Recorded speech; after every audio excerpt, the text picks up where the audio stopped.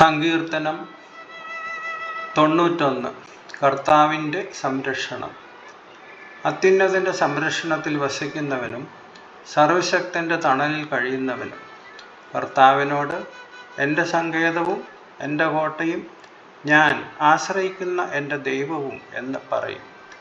അവിടുന്ന് നിന്നെ വേടൻ്റെ കെണിയിൽ നിന്നും മാരകമായ മഹാമാരികളിൽ നിന്നും രക്ഷിക്കും. തൻ്റെ തൂവലുകൾ കൊണ്ട് അവിടുന്ന് നിന്നെ മറച്ചുകൊള്ളും. അവിടുത്തെ ചിറകുകളുടെ കീഴിൽ നിനക്ക് അഭയം ലഭിക്കും. അവിടുത്തെ വിശ്വസ്തത നിനക്ക് കവചവും പരിചയമായിരിക്കും. രാത്രിയിലെ ഭീകരതയെയും പകൽ പറക്കുന്ന അസ്ത്രത്തെയും നീ ഭയപ്പെടേണ്ട. ഇരുട്ടിൽ സഞ്ചരിക്കുന്ന മഹാമാരിയെയും നട്ടുച്ചയ്ക്ക് വരുന്ന വിനാശത്തെയും നീ പേടിക്കേണ്ട. നിന്റെ പാർശ്വങ്ങളിൽ 1000 മരിച്ചു വീണേക്കാം, നിന്റെ വലതുവശത്ത് 10,000. എങ്കിലും നിനക്ക് ഒരു അനർത്ഥവും സംഭവിക്കുകയില്ല.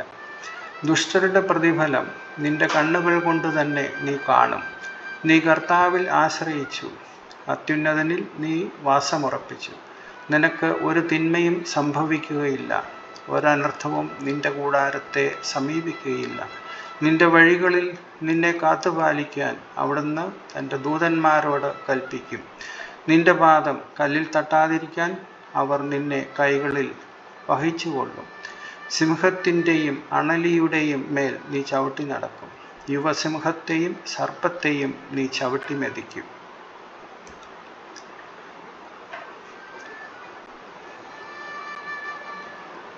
അവൻ സ്നേഹത്തിൽ എന്നോട് ഒട്ടിനിൽക്കുന്നതിനാൽ ഞാൻ അവനെ രക്ഷിക്കും. അവൻ എൻ്റെ നാമം അറിയുന്നതുകൊണ്ട് ഞാൻ അവനെ സംരക്ഷിക്കും. അവൻ എന്നെ വിളിച്ചപേക്ഷിക്കുമ്പോൾ ഞാൻ ഉത്തരമരുളും. അവൻ്റെ കഷ്ടതയിൽ ഞാൻ അവനോട് ചേർന്ന് നിൽക്കും. ഞാൻ അവനെ മോചിപ്പിക്കുകയും മഹത്വപ്പെടുത്തുകയും ചെയ്യും. ദീർഘായുസ്സ് നൽകി ഞാൻ അവനെ സംതൃപ്തനാക്കും.